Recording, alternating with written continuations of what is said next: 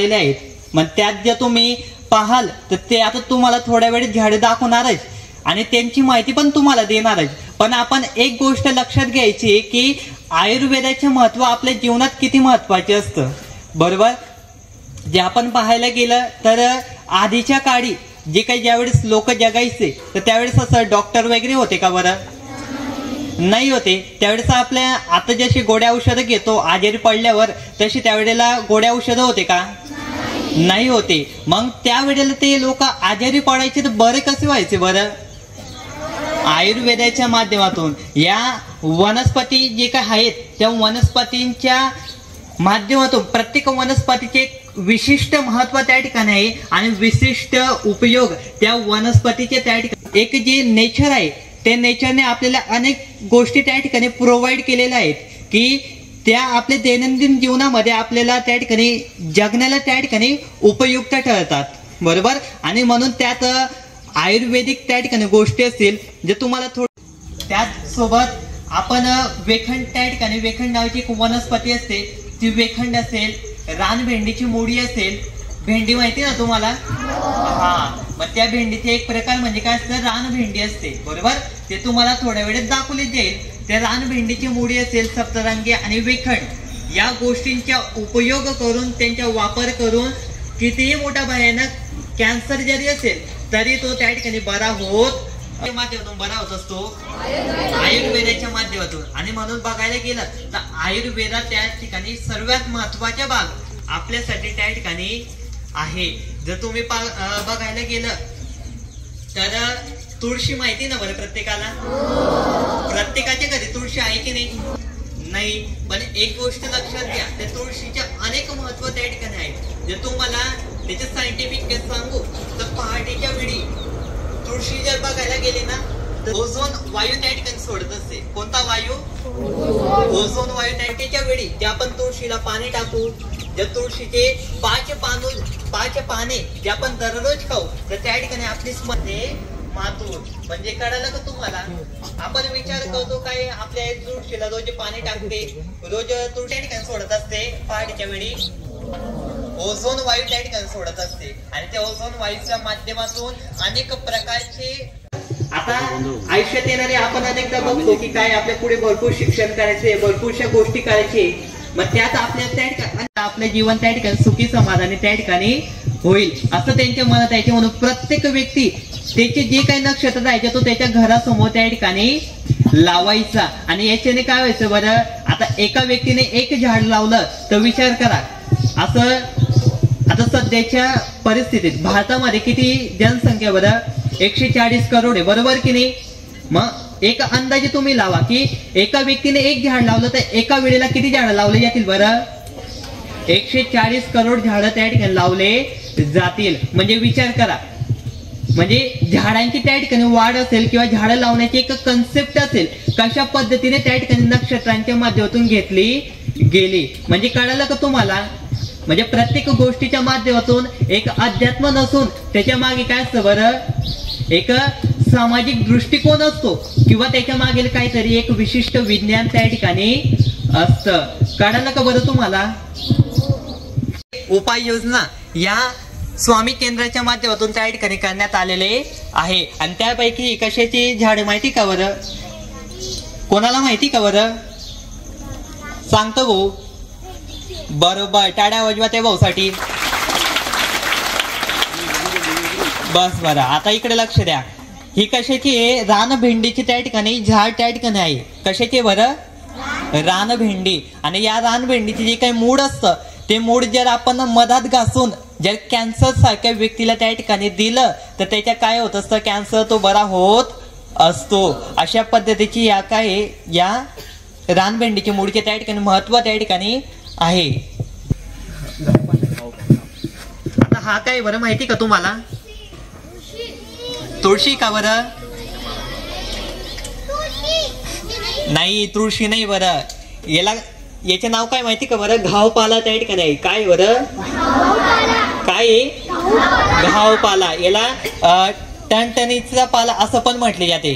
काय म्हटले जाते? टणटणीत पाला. बरोबर. आता याला घावपाला का म्हटलंय ते नावाचा अर्थ यायचं. घावपाला म्हणजे काय, जे आपल्याला कधी जखम झाली, आपण अनेक वेळेस काय शाळेत वावरत असतो, घरी त्या ठिकाणी वावरत असतो, बरोबर.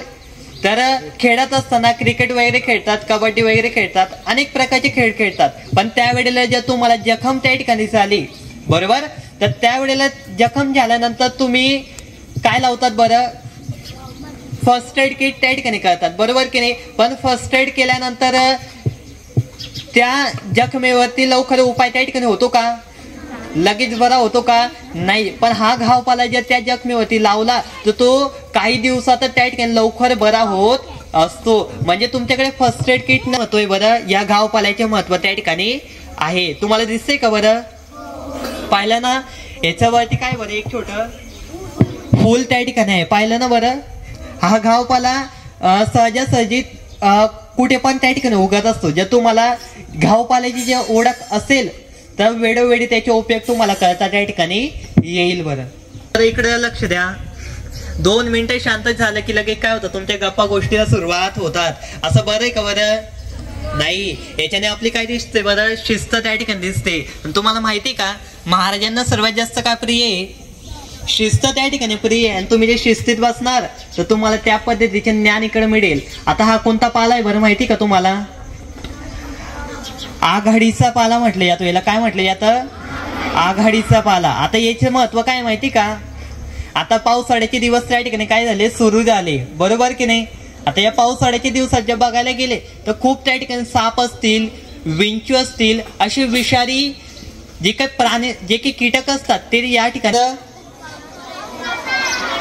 घावपाला पण कधी लावला जातो, ज्यावेळेस तुम्हाला विंचू किंवा साप चावतो त्यावेळेस याची जी काही मुडी असते, ही मुडी दिसते का तुम्हाला, ही त्या ठिकाणी घासून जर तुम्ही जिथं साप चावला असेल किंवा विंचू चावला असेल तिथं जर तुम्ही लावला तर त्याचे विष त्या ठिकाणी काही क्षणात उतरत असते. किंवा जर तुम्हाला साप चावला तर याची जी काही पानं असतात, हे पानं दिसतात ना तुम्हाला, पानं ओळखतात ना तुम्ही का, ते पण सांगावं लागेल.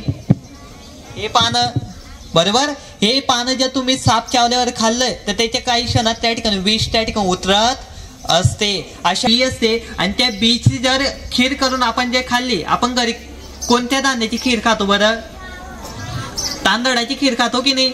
पण तुम्ही या आघाडीच्या पाल्याची जर खीर खाल्ली तर तुम्हाला 7 दिवस भूक त्या ठिकाणी लागणार नाही. जर तुम्हाला कुठे ऍडव्हेंचर सारख्या गोष्टी माहिती आहेत ना तुम्हाला, आता त्या ऍडव्हेंचर सारख्या गोष्टी म्हणजे तुम्हाला तिथं सर्व्हाइव्ह करायची असेल, तिथं जे तुम्हाला जगायची असेल तर त्या ठिकाणी काहीतरी दिवस त्या ठिकाणी तुम्हाला भुके पण त्या ठिकाणी राहावं लागत असतात.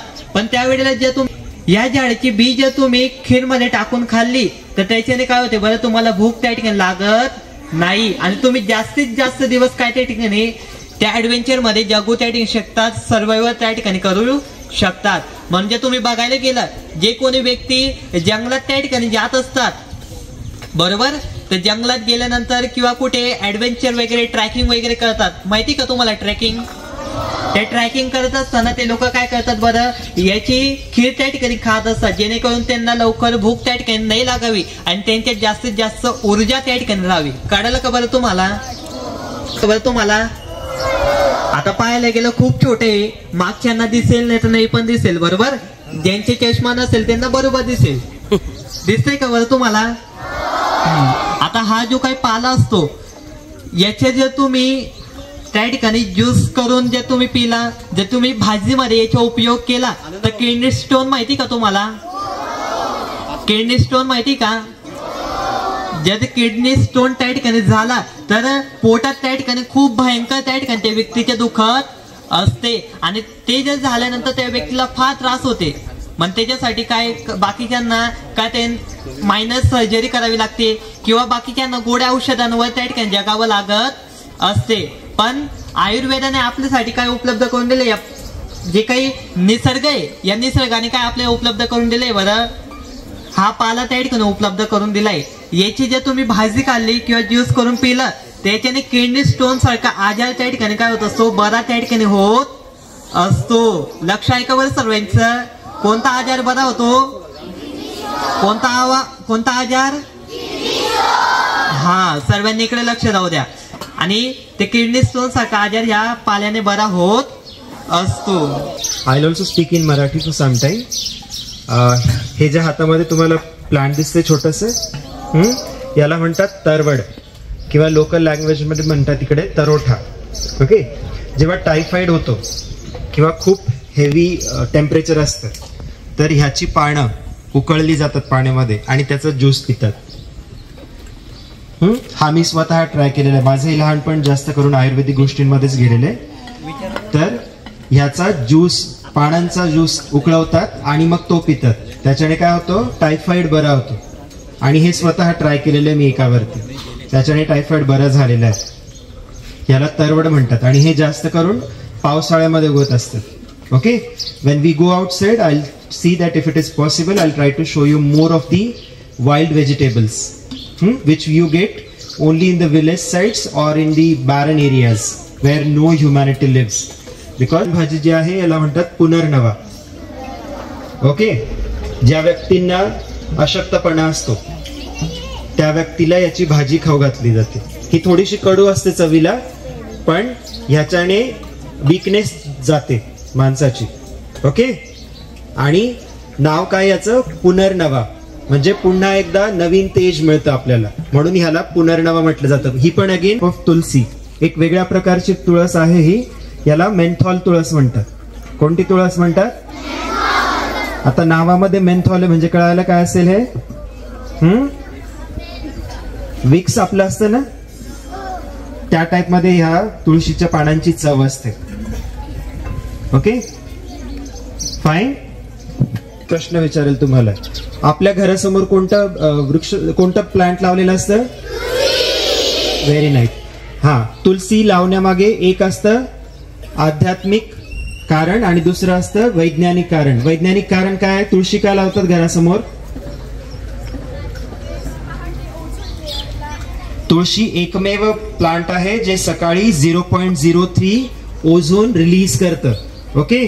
त्या दादासाठी सगळ्यांनी टाळ्या वाजवा. ओके.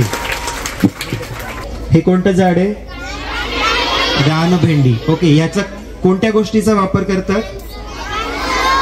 कोणत्या भागाचा वापर करतात ह्या झाडाचा? मूळ. ओके. आणि कोणत्या आजारासाठी? ओके. याचा वापर कसा करतात?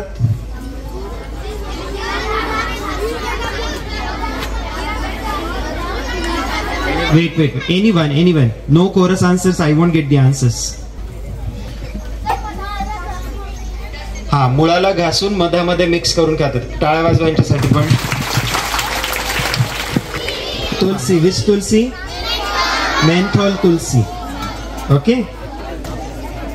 Have you seen the leaves of one more type which your mother uses in the kitchen and it is used for making the chutney when you eat the idlis?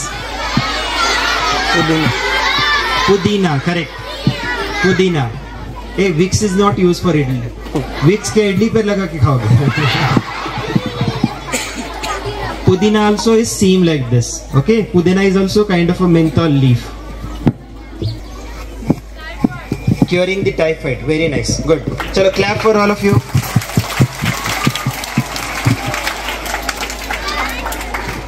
Okay.